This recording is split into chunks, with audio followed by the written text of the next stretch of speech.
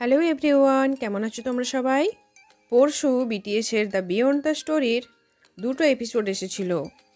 অনেকগুলো ভিডিও অনেক সোশ্যাল মিডিয়াতে ভাইরাল হচ্ছিল।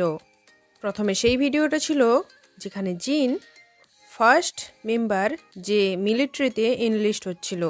জিন তার চুলগুলো কাটছিল এবং জিন বলছিল যে কোনো বিটিএস মেম্বার তার সাথে দেখা করতে আসেনি। আর তখনই জাংকুক এবং সুগা তার সঙ্গে দেখা করতে আসে, তাকে সারপ্রাইজ করে দেয়। জিন ভিডিও কলে ভিয়ের সাথেও কথা বলেছিল যখন জিন তার চুলগুলো কাটছিল। তার হেডশেপটাকে ভিকেও দেখিয়েছিল। এটা একটা কত সুন্দর মুহূর্ত।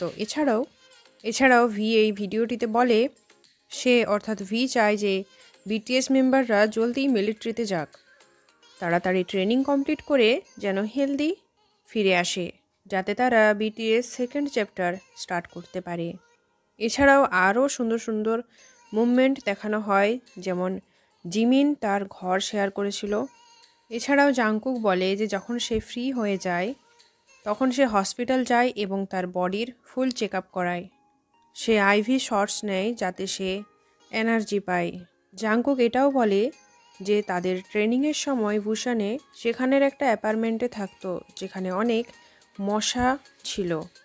তখন তার কাছে পরার মতন জামা কাপড়ও ছিল না আর খাওয়ার মতন খাবারও ছিল না, কিন্তু এখন তার কাছে ভালোভাবে থাকার জন্য অ্যাপার্টমেন্ট এবং পরার জন্য জামা কাপড় এবং খাওয়ার জন্য ভালো খাবারও আছে।